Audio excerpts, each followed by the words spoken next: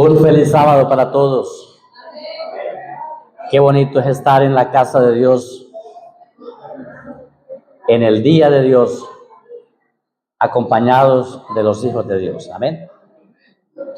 ¿Se siente usted un hijo de Dios? ¿Se siente feliz de ser un hijo de Dios? ¿Puede decir amén con fuerza? Gracias a Dios, somos sus hijos y hoy estamos en su casa y en su día. Esta es una bendición sumamente especial. Estar en la casa de Dios, en la presencia de Dios, en el día de Dios con los hijos de Dios. ¿Qué mejor bendición podemos recibir, verdad? Disfrutemos, hermanos, de este momento en la presencia de nuestro Dios. El sábado es el día más importante porque es el día en que Dios, el gran Dios, creador de todo lo que existe, con su sola palabra, grande y poderoso, viene a estar con nosotros, sus hijos, para compartirnos su eternidad, para darnos su bendición. ¿Está preparado usted para recibir la bendición de Dios hoy? ¿Cómo deberíamos estar ante la presencia de Dios? Felices, ¿verdad? Felices, dichosos de saber que estamos en la presencia de ese gran Dios. Todos los hijos de Dios que se reúnen en la casa de Dios, en el día de Dios, viven mejor. Yo cada vez veo al hermano Neptalí más joven, al hermano Antonio. Los hijos de Dios pareciera que somos, como llamaban hace un tiempo atrás, las tejas Ahover. Las tejas Ahover tenían un eslogan, decían que a las tejas Ahover no les pasan los años, únicamente la luz. Vivimos bien, gracias a Dios, ¿verdad? Tenemos buenas familias, esposas fieles, los esposos también somos fieles, ¿verdad? Los hijos son buenos, la familia es buena, tenemos hermanos, amigos buenos, tenemos tantas cosas buenas que hacen que nuestra vida sea mejor, gracias a Dios. Démosle gracias a Dios, hermanos, por ser hijos de Dios, porque cada sábado nos encontramos con un Dios que es eterno y Él comparte con nosotros su eternidad y eso hace que vivamos más y mejor. Amén. Qué bonito día es este para estar en la presencia de Dios. Quiero leer del libro del profeta Isaías, el capítulo 5, el versículo 7. Quiero comenzar por allí. Dice el capítulo 5 de Isaías, versículo 7, ciertamente la viña de Jehová de los ejércitos es la casa de Israel. Amén. Nosotros, el pueblo de Dios de la actualidad, ¿qué somos según este texto? A ver si alguien está conmigo aquí. ¿Qué somos nosotros, los hijos de Dios, la casa de Israel de la actualidad? ¿Qué somos? Somos la viña de Jehová. Amén. Imagínese que usted es parte de la viña del Señor. ¿Cómo será la viña del Señor? Cuando hablamos de repente de viñas en el entorno en el que estamos hoy, podemos entender un poco bien. Pues vivimos en una zona donde hay cultivos. Hay cultivos de hortalizas, hay cultivos de melón, hay cultivos de tomates, ¿verdad? Hay diferentes cultivos. Usted que está ahí sentado no desconoce cuando hablamos de un cultivo. Un cultivo, una viña es un cultivo. El dueño de los cultivos, ¿cómo los trata? Los descuida, los abandona, los deja por allá a ver qué resulta. No, el dueño del cultivo se esmera porque su cultivo sea el mejor. ¿Sí o no? Claro, si quiere buenos melones, tiene que cuidar muy bien su cultivo. Si quiere buenas hortalizas, esas hortalizas requieren un cuidado especial. Y el dueño del cultivo hace lo mejor para que su cultivo sea el mejor. Ahora, si Dios es el dueño de la viña en la que ustedes y yo somos parte de ella, ¿cómo creen ustedes que se ocupa Dios de su viña? ¿Creen que tenemos un buen agricultor a nuestro cargo? ¿A cargo de nosotros? Claro que sí. Nosotros, hermanos, somos la viña del Señor. Pero parece que ustedes no están felices de serlo. Deberíamos estar dichosos de ser parte de la viña del Señor. Amén. Porque el Señor nos cuida y hace lo mejor por nosotros. Pero este texto que les acabé de leer comienza en el versículo 1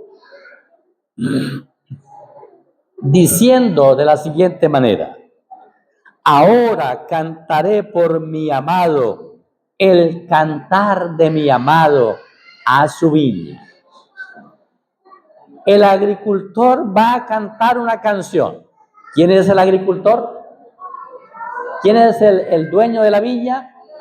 Dios. Él va a cantar una canción.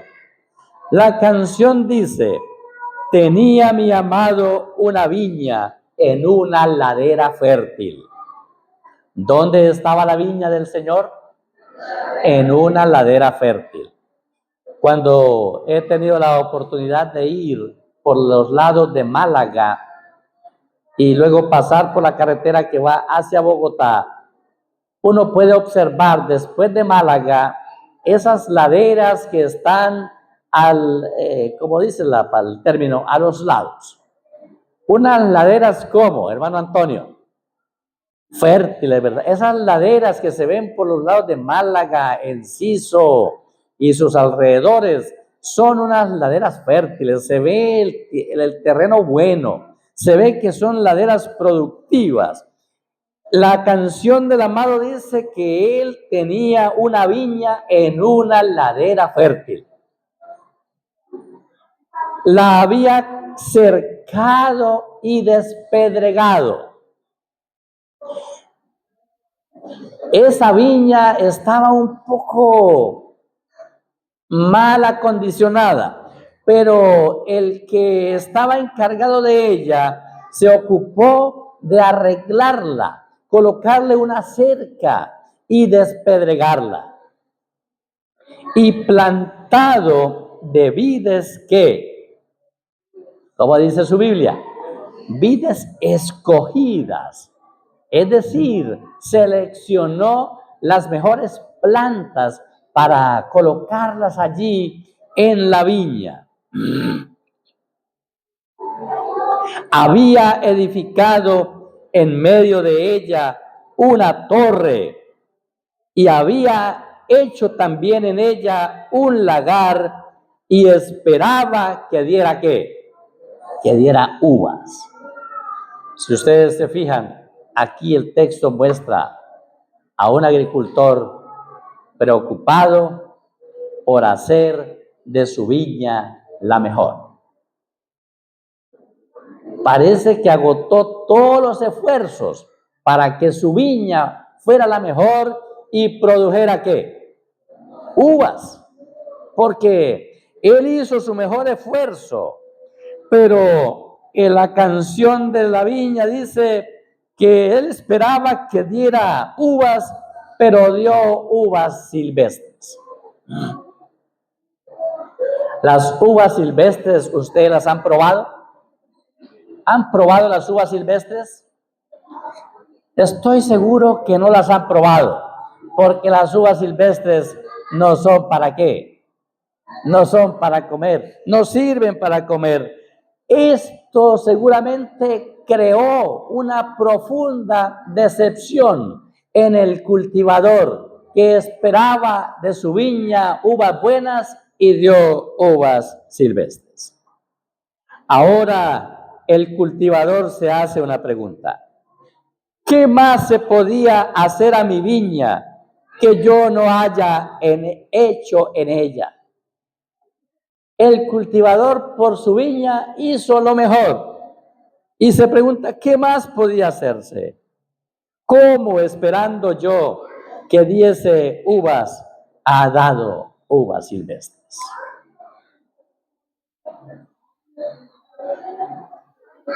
Aquí concluimos que el fruto esperado no fue el fruto que llegó. Y esto a cualquier cultivador, ¿cómo lo puede dejar? ¿Cómo quedaría usted si fuera el cultivador? Muy bien, hermano Antonio, esa es la palabra. Decepcionado, ¿verdad? Pero el versículo inicial que les leí, ¿qué nos dijo? ¿Alguien lo recuerda? Que nosotros somos, ¿qué? La viña del Señor.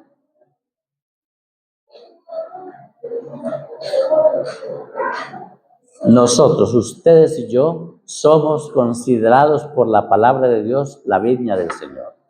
Pero ese texto en el que dice que nosotros somos la viña del Señor es el mismo en el que dice que el Señor no ha encontrado en nosotros el fruto esperado.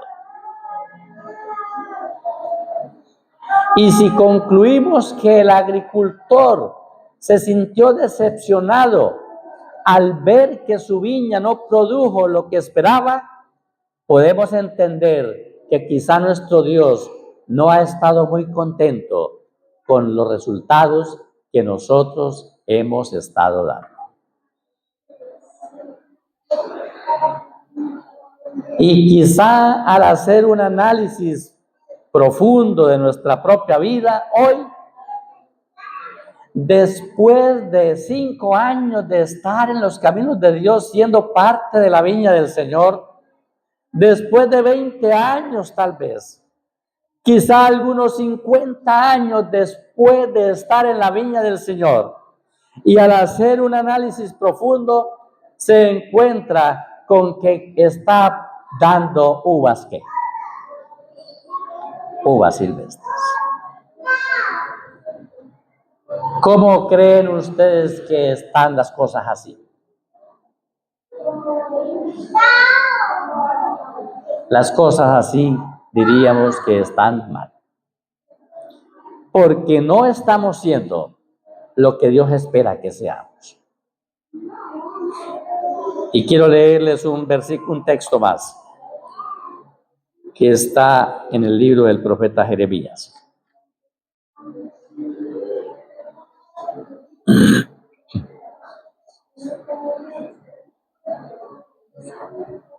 Jeremías,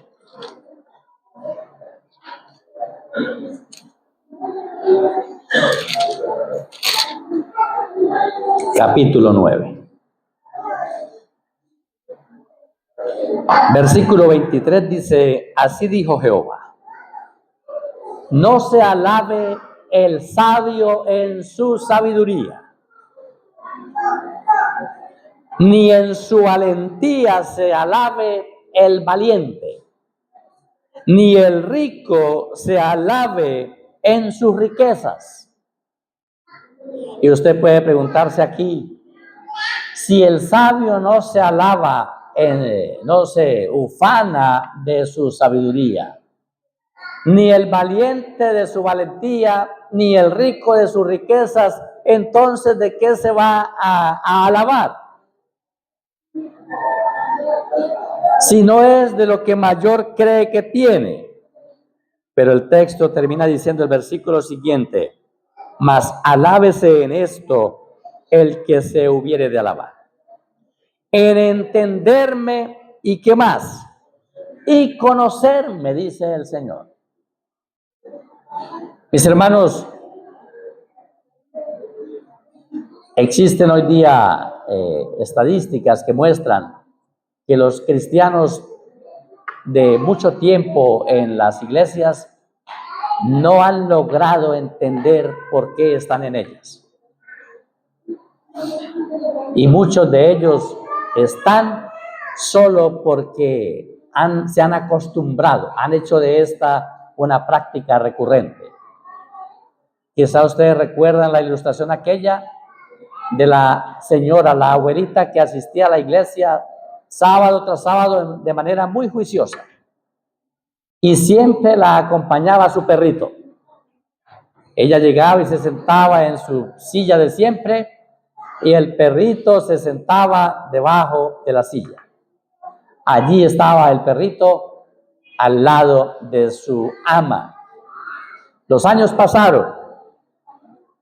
La señora asistía, el perrito la acompañaba, pero la abuelita falleció. Murió la perrita. Murió la abuelita.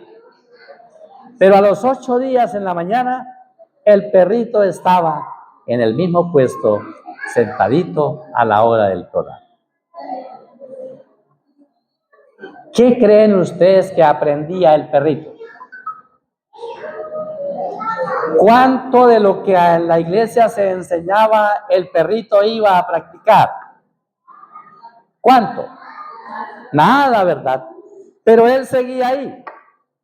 Y saben, hermanos, las estadísticas muestran que muchos de los cristianos adventistas del séptimo día son como la mascota de la abuelita, que van a la iglesia porque han hecho de esta una costumbre.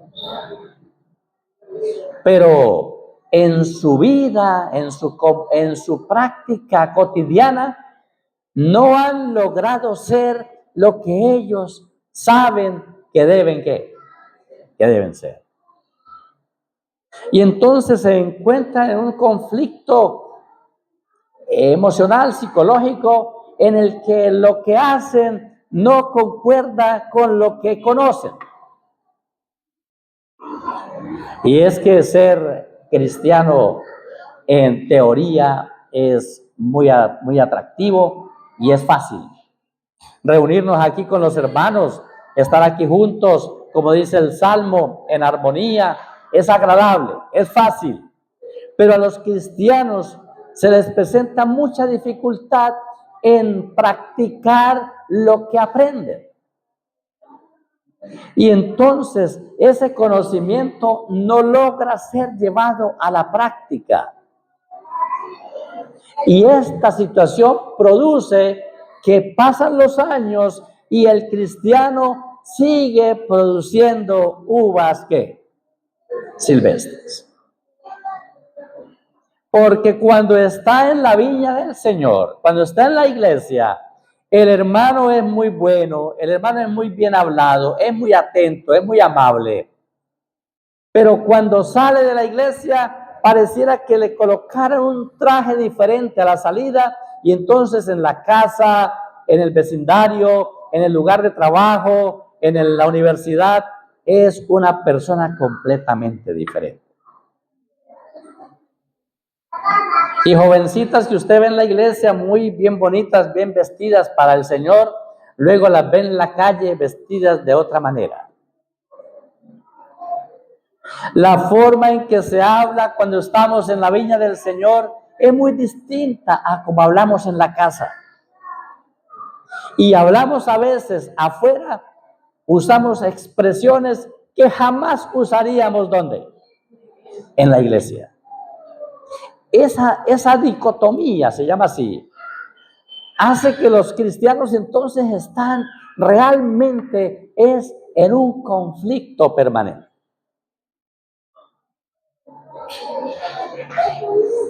Y la razón es la que esta mañana quiero dejarles en la manera de lo posible clara. Es un equivocado conocimiento de Dios. El adventista promedio realmente no conoce a Dios. ¿No qué? No conoce a Dios. Creemos en un Dios. Hemos leído de ese Dios. Pero el cristiano en su cotidianidad no conoce realmente a Dios. Y la Biblia está llena de ejemplos en los que está claro que conocer a Dios es la clave del éxito para un cristiano. ¿Qué se propone un cristiano? ¿Por qué un cristiano, un hermano adventista del séptimo día está en la iglesia adventista? ¿Por qué? Las estadísticas también muestran que muchos ni siquiera saben por qué están en la iglesia. Y entonces nos sentimos bien identificados ¿con quién? Con el perrito de la abuela. Estamos allí, pero ni siquiera sabemos por qué estamos. Alguien llegó a nuestra casa y nos invitó y nosotros fuimos y estamos como el borrachito que estaban haciendo una fila larga y se metió a la fila. Y cuando llegó al final de la fila lo bautizaron. Ahora estaba bautizado, pero no sabía ni cómo es que de pronto estaba bautizado. Muchos cristianos, hermanos, están así. Y en la práctica cotidiana, en lo profundo de su vida, ellos no conocen a Dios. Porque si lo conocieran, ¿qué pasaría? A ver, alguien que me diga la respuesta. Si lo conocieran, ¿qué? Las uvas serían ¿qué? Las uvas serían deliciosas. Es decir, el fruto que ellos muestran sería un fruto agradable. El Señor dijo, ¿qué más podía hacerse a mi viña? Porque nuestro Dios ha hecho por nosotros, ¿cuánto? Todo. Hay un Dios, hermanos, que si usted lo logra identificar como es, usted va a querer enamorarse de él. Cuando yo estaba muchacho, yo fui un muchacho muy juicioso de jovencito. De jovencitos. Yo fui criado en una iglesia con principios cristianos. La iglesia funcionaba en el lote de mi casa porque mi papá donó el terreno para que se construyera la iglesia allí. Y ir a la iglesia para mí era una práctica de todo el tiempo. Un jovencito criado en la iglesia, mis sábados de tarde cuando estaba adolescente los dedicaba a leer la Biblia. Me encantaba leer las historias de David, de José, los reyes, todas esas historias me fascinaban. Las leía muchas veces. Crecí con formación cristiana de la iglesia. Tuve claro que para mí, cuando encontrara mi primera novia, esa iba a ser mi esposa. Porque en la iglesia escuché que a Adán Dios le hizo una sola mujer. Y se la preparó y se la trajo cuando él estaba ¿cómo? ¿Cuándo le preparó Dios la esposa a Adán? ¿Cómo estaba Adán? Estando él dormido, Dios le estaba preparando su esposa. Mi esposa iba a hacer un trabajo ¿de quién? De Dios, no mío. Dios me la iba a traer y yo la iba a recibir. Y como Adán iba a decir, esto es una hermosura, ¿verdad? Y me conservé así sin novia hasta los 21 años. No es fácil que un joven de 21 años esté sin novia, ¿verdad? Hoy día los niños a los 4 añitos, a los 3 años, ya es que tienen novia y tienen novio. Yo dije, no, yo voy a estar hasta que el Señor me traiga a mi Eva.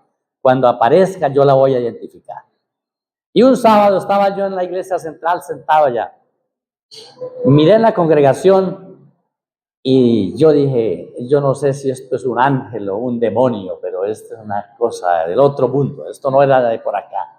Quedé deslumbrado cuando vi esa muchacha tan linda. Sus cabellos eran de color claro y así como rizados, unos ojos claros, ella blanquita. Yo dije, esto casi me faltó decir, esto es hueso de mi hueso, hermano Neptalí. Quedé flechado. Ese día creí que el amor a primera vista existía. Y luego me la presentaron a la salida y saben, al siguiente día éramos novios. Yo estaba emocionado, estaba feliz, había encontrado a la que sería la mamá de mis hijos y abuela de mis nietos. Pero pocos días después me di cuenta que las cosas no eran tan alegres como parecía. Ella venía de una relación con otro hombre al que no amaba, al que no quería. Era un hombre malo, fastidioso. Eso me decía a mí. Pero pronto me di cuenta que yo era el segundo novio de ella a la vez. O sea, ¿no? Tenía su otro novio en Bucaramanga y a mí me tenía. A los 18 días de ser novios yo estaba feliz. Me dijo que su antiguo novio, el que ya no quería, el que era malo, vendría a Cúcuta a visitar a la familia de ella, pero que ella iba a estar atenta de él porque pues era un muchacho que no conocía Cúcuta, entonces debía estar como pendiente de orientarlo y cosas así, pero que no me fuera a poner celoso porque no era nada que ver con ese muchacho. Y yo estaba tan emocionado que estuve de acuerdo. Pero cuando el hombre llegó, tuve la oportunidad de sentarme con él a dialogar y me di cuenta que eran novios. Y en el día número 21 de mi noviazgo, casi como dice la Biblia en términos de profecía, día por año te lo he dado, el día 21 de mis 21 años se terminó mi noviazgo con esa mujer tan increíble. Y entonces me sentí como que lo que era mi plan de vida en cuestiones de noviazgo, de matrimonio, no iba a ser lo que yo pensaba. Y vino mi segunda novia. Me gustaba mucho la muchacha. Esta sí no fui tan acelerado, no me fui como tan rápido. Una muchacha muy bonita, muy atractiva de la iglesia, cantaba en el coro, me interesó mucho. Y un día cualquiera, en mi afán por conquistarla, en un viaje que hice, le compré un hermoso reloj. Y dije, le voy a regalar este reloj a mi pretendida. Pero ¿cómo hago para que ella se impresione cuando reciba mi detalle? Entonces se me ocurrió una idea genial.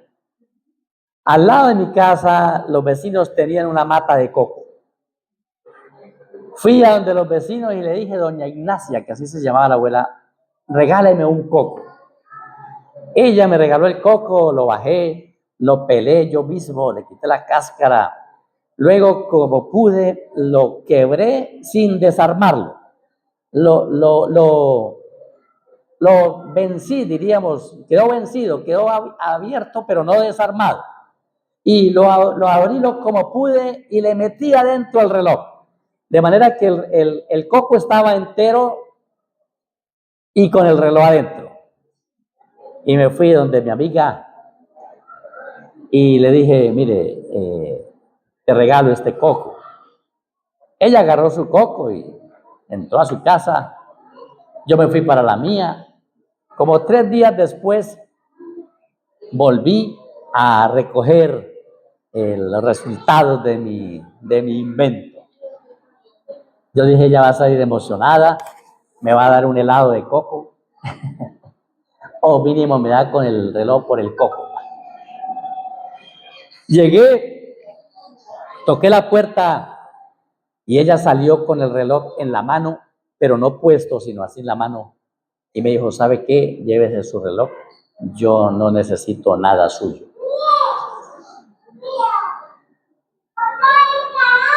Y me fui para mi casa, como hermano Antonio.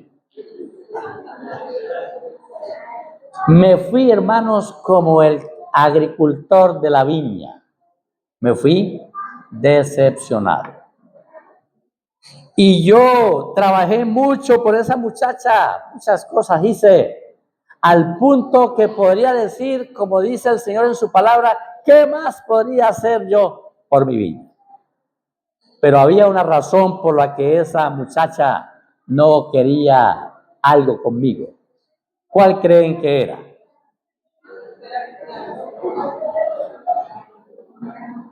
No me conocía. Y no estaba, ¿qué? Y no estaba interesada en conocerme. ¿Me hago entender? Yo era un hombre malo. Hoy día soy un hombre malo, como todos ustedes. Ustedes también sentados son malos. Yo también soy malo. En su momento, yo no era el hombre que querría ir a perjudicarla, hacerle daño. No, yo era un hombre con las mejores intenciones. Pero ella no estaba interesada en ¿qué? En conocerme. No me conocía y no estaba interesada en conocerme. Saben, hermanos, nosotros tenemos a un Dios que mejor que Él no puede existir en el universo. Un Dios que es omnipotente. ¿Es qué? Omnipotente. ¿Qué es ser omnipotente?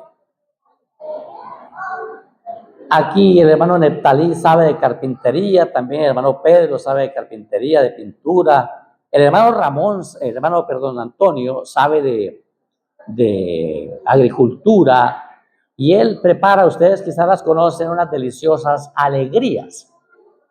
Alegrías cuando están suaves, ¿verdad? Porque cuando no están tan suaves no son tan alegrías. Todos nosotros de pronto sabemos de hacer algo, pero para hacer eso que usted sabe necesitamos materias primas, ¿verdad? El carpintero, ¿qué necesita? Madera. El pintor, ¿qué necesita? Pinturas. El agricultor necesita semillas. El de las alegrías necesita maíz. Todos nosotros, el panadero para hacer pan, ¿qué necesita? Harina. ¿Saben qué necesita Dios para hacer mesas? ¿Qué necesita Dios para hacer pan? ¿Depende Dios de que haya maíz para hacer alegrías? La Biblia dice que Dios puede hacer cualquier cosa con su sola ¿qué? Con su sola palabra. Él dijo, necesitamos árboles hermosos, y salieron unos frondosos árboles. Que salgan aves, y salieron aves de todos los colores y tamaños. Dios dijo, necesitamos burros. ¿Y quién salieron? Muchos burros, ¿verdad? Caballos también, vacas, camellos.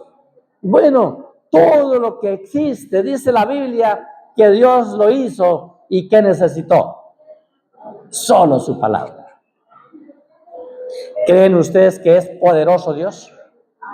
Es omnipotente. Así se le conoce como omnipotente.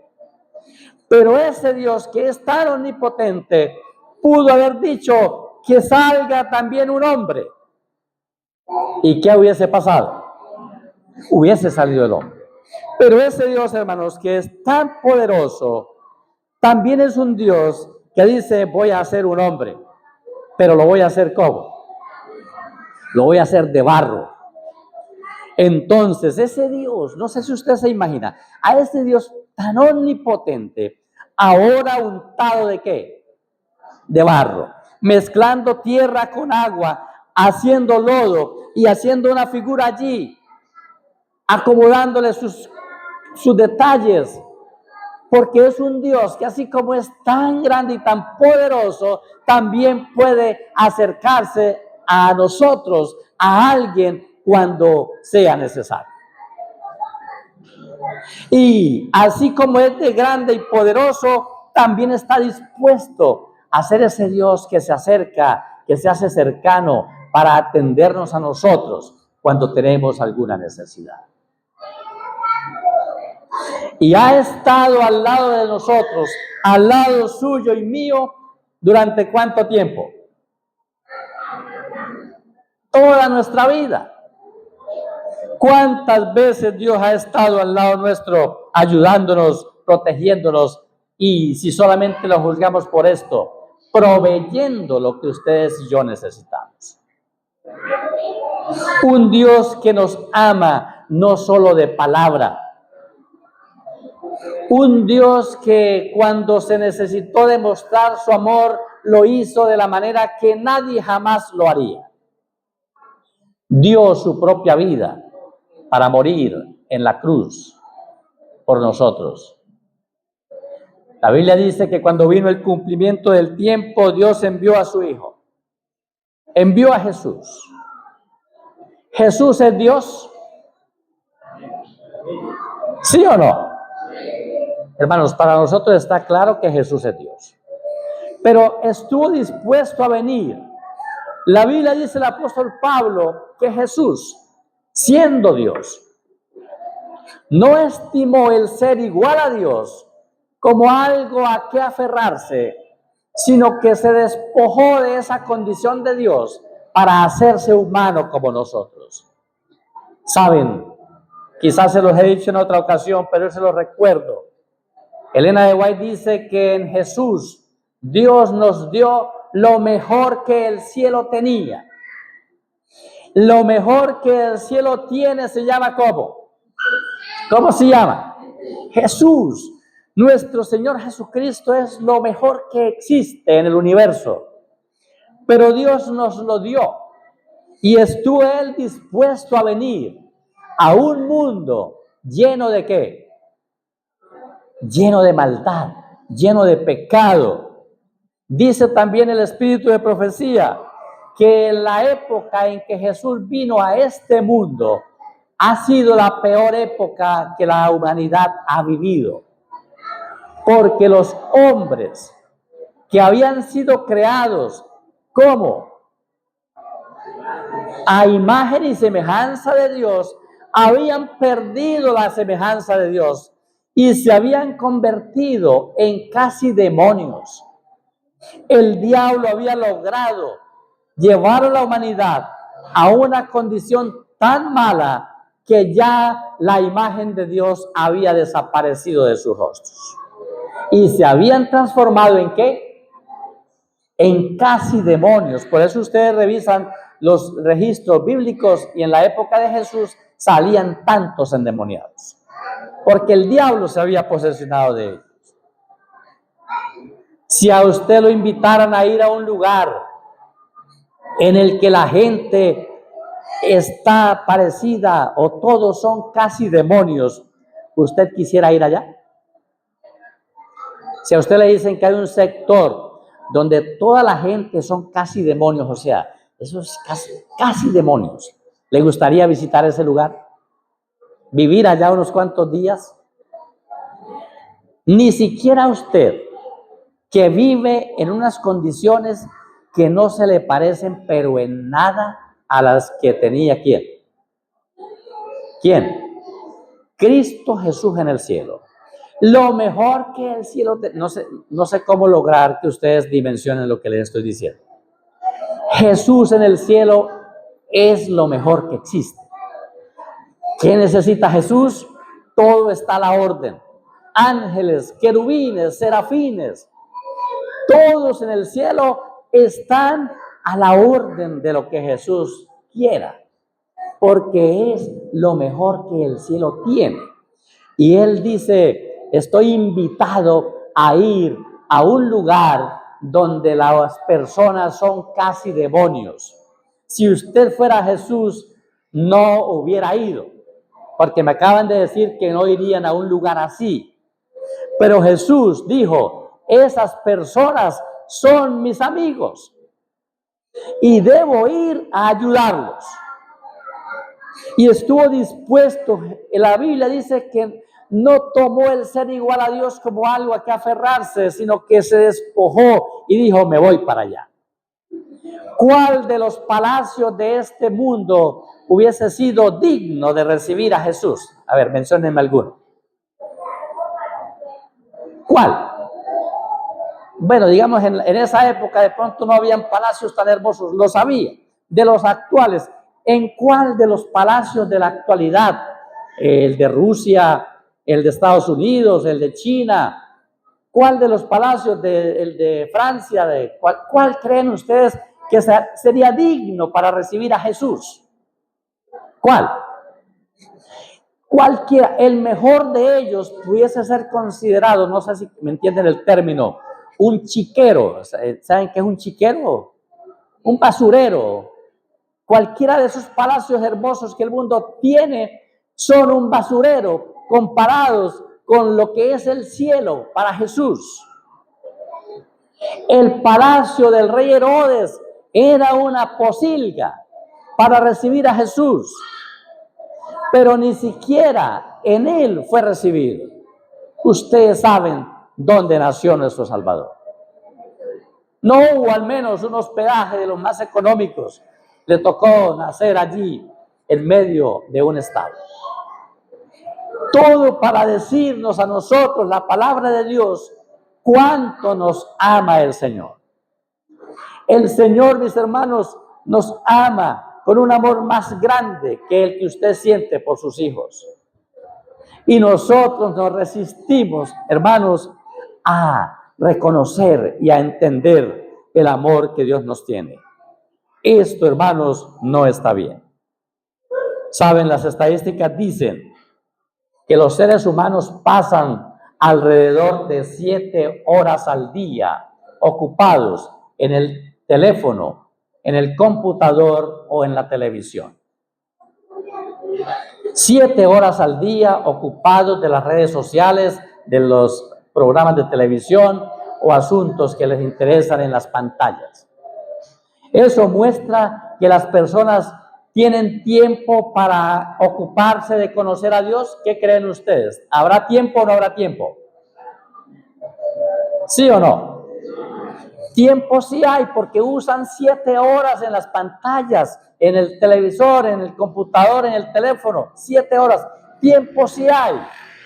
Entonces, ¿por qué no se ocupan de conocer al Señor por medio de su palabra, por medio de la oración? ¿Qué creen ustedes que hace falta? Estoy hablando de hermanos adventistas como ustedes, como yo, que estamos aquí sentados hoy, pero que no nos estamos ocupando de conocer más al Señor. ¿Qué es lo que falta entonces? Falta interés. Y nosotros en nuestro proyecto de vida como cristianos hemos pensado que vamos para el cielo. ¿Amén? ¿Sí? ¿Vamos para el cielo o no vamos para el cielo? Bueno, pero a este paso, hermanos, ¿a cuál cielo vamos a llegar? De pronto a este que está aquí. Hermanos, necesitamos urgentemente, y todos los hijos de Dios que son de la viña del Señor, me refiero a la causa de Dios, ustedes y yo que estamos aquí hoy, necesitamos interesarnos más, ponerle interés a lo que tiene que ver con el conocimiento de Dios, pues de Él, dijo Jesús, depende la vida eterna. Cuando Jesús venga, dijo Jesús, Él mismo lo dijo, van a venir muchos que le van a decir, Señor, algo pasa. No entiendo por qué yo no estoy en la lista de los salvos. Ya los nombraron a todos y Antonio Cuevas no dice por ningún lado. ¿Qué pasó? Pedro Roa tampoco lo nombraron. Mesías Huitrago y Luis Márquez, Señor, revise ahí. ¿Por qué no aparece Nancy, Marlene? ¿Dónde está Neptalín? El Señor, revise otra vez los registros. Muchos, dice Jesús, que aquel día le irán a reclamar. Revise otra vez porque no me nombraron. Y si no me nombran, ¿qué pasa? Héctor, Cecilia, el nombre no apareció. Viviana, la peor de las frustraciones para usted, hermano, que pueden dársele en su existencia es que cuando Jesús venga, no lo nombre. Hemos cantado por años, cuando allá se pase lista y mi nombre llamen, ¿qué? Yo responderé. Y estamos preparados ¿para qué? Para responder. Pero ¿qué tal que no lo nombren? A muchos de los adventistas que se sientan cada sábado en la iglesia, no los van a nombrar. Y Jesús dijo que le van a reclamar, le van a decir: Señor, no entiendo por qué no estoy en la lista. En tu nombre, dice Jesús, yo echaba fuera demonios. En tu nombre, Señor, yo hice muchos milagros. ¿Cómo es que no aparezco? Y díganme ustedes cuál es la respuesta de Jesús.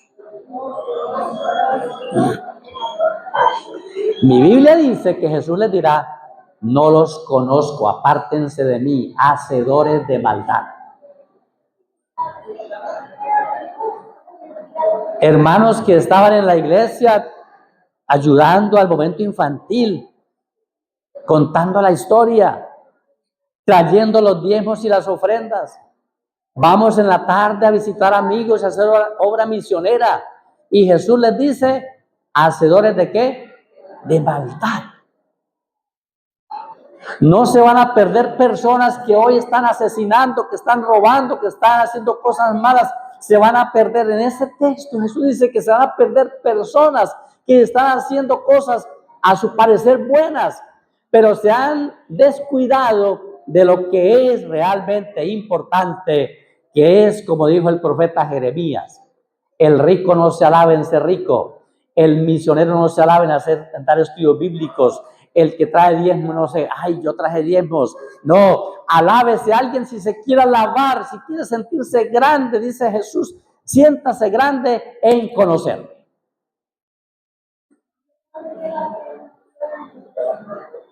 Es decir, hermanos, conocer a Dios es una tarea que significará para usted y para mí vida o muerte. ¿Para dónde vamos nosotros? Ya no quieren ir para el cielo. Hermanos, vamos para el cielo con la ayuda de Dios. Porque a partir de hoy, ojalá alguien diga: a partir de hoy me voy a ocupar más de conocer a Dios. Si usted conoce a Dios, ¿dónde se va a ver? Gracias, hermana Mercedes. En los frutos, en los frutos. Saben, les cuento esta ilustración y con eso termino. Ustedes tienen hambre y me están mirando como rayado. En mi casa tengo una mata de mango. Cuando construimos la casa, la reconstruimos, yo dije: voy a dejar un espacio en la casa para una mata, para un arbolito. Pero no voy a poner un pino, así que queda ese pino. A ver, díganme ustedes, queda un pino. Belleza o cosas, alguien dirá, le ven cosas bonitas a su mata de pino. Yo dije: voy a sembrar una mata que al menos eche una fruta, que alguien se la coma, al menos me pongo a pelear con los vecinos por el mango o por el aguacate. Voy a sembrar una planta frutal. Y me fui al vivero y dije: véndanme quiero una mata de mango, pero que sea un buen mango y que me garanticen que echa mangos. No quiero un mango que no eche mangos. ¿Qué voy a hacer yo con una mata de mangos sin mangos? Me dijeron: se lo vamos a traer de Cali. Me trajeron de Cali un árbol de mangos.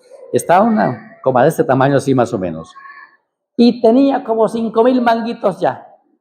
Eso traía mangos chiquiticos, más o menos flores de mango. No. Yo dije: este es el árbol que yo necesito. Lo compré, 250,000 pesos. Me lo traje para la casa y lo sembré en el puesto. De ese montón de mangos que tenía, nos comimos como unos 4, porque son un mango Tommy, que cada mango pesa como 1,5 kilos. Entonces la pobre matica no era capaz con ese poco de mango. Nos comimos como unos 4. Luego siguió creciendo y como al año volvió a echar una cosecha y comimos otros manguitos. Yo lo podaba, lo cuidaba, pero de pronto dejó de echar mangos. Y lleva como 5 años en el que todos los mangos echan mangos y el mío no echa ni flores.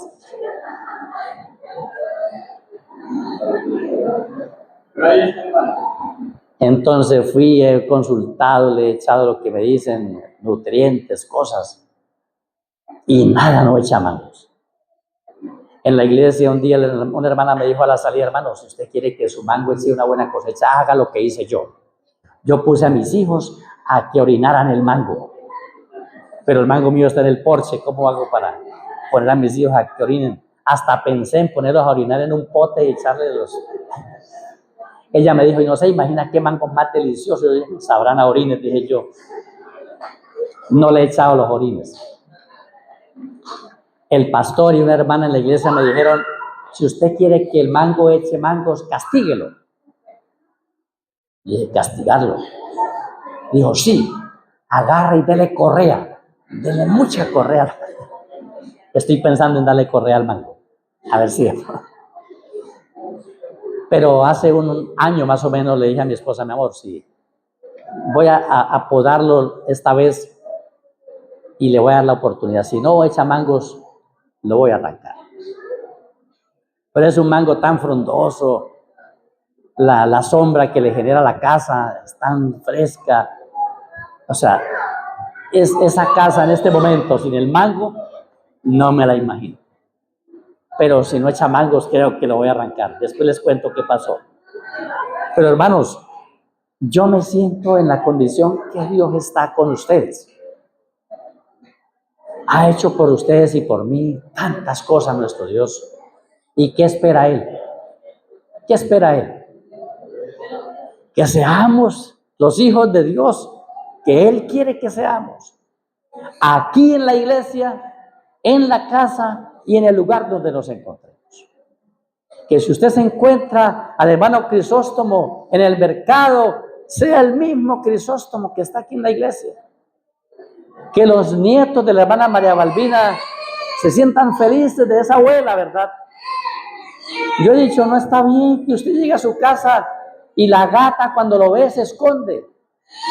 Porque ya sabe que si se robó un pedacito de arepa, usted la zumba otra vez contra el techo. Eso no está bien. Tenemos que ser, hermanos, esos hijos de Dios, que las uvas que producimos saben a qué. A uva. ¿Han comido ustedes, han comido uvas de esas redondas, gruesas, moradas, que pesan como 50 gramos cada uva? ¿Cómo les parece? Deliciosas, ¿verdad? Pues así deben saber ustedes, así debo saber yo. Debemos ser unos cristianos de frutos deliciosos para honra y gloria de Dios. Amén. Si así lo hacemos, el cielo nos espera. Y allá estaremos. Y cuando se pase lista, ¿qué?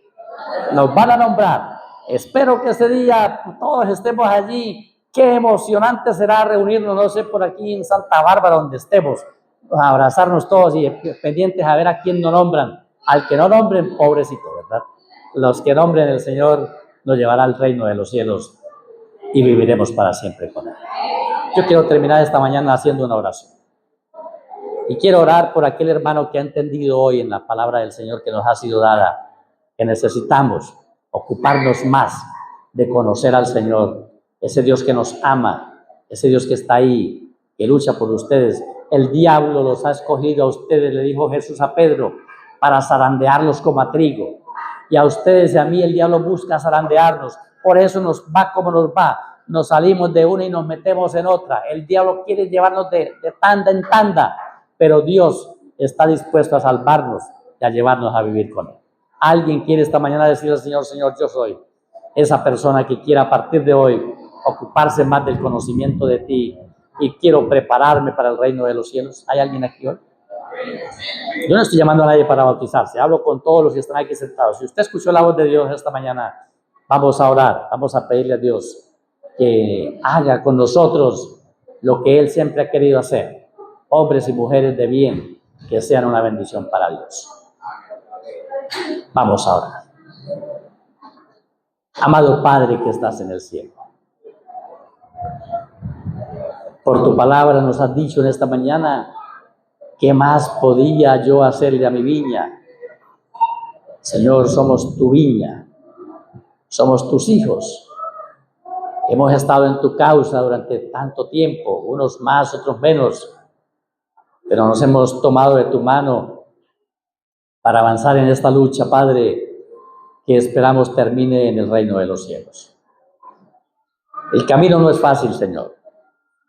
Los afanes de esta vida, las ocupaciones de cada día nos absorben y muchas veces no hemos tomado el tiempo suficiente para sentarnos a hablar contigo por medio de la oración, a escuchar tu palabra, a estudiarla. Y Padre, hoy tenemos que entender que mucho de lo que falta por hacerse en nuestra vida quizá depende de esa relación que debemos entablar contigo, Señor. Por eso te pido, Señor, que nos ayudes. Por nosotros solos no somos capaces, pero te ruego, Padre, que el poder del Espíritu Santo descienda hoy sobre nosotros, nos llene con su poder, con su gracia y nos capacite para ser calificados como hijos de Dios. Padre, bendice a mis hermanos. Tú conoces las luchas de cada uno. Tú conoces las necesidades. Suple para cada uno conforme a tu gran misericordia y a tu gran amor. Llévanos con tu bendición, Señor, te lo rogamos, en el nombre santo de nuestro Señor Jesucristo. Amén. Amén. Dios nos bendiga, hermanos. Un resto de sábado muy feliz para todos.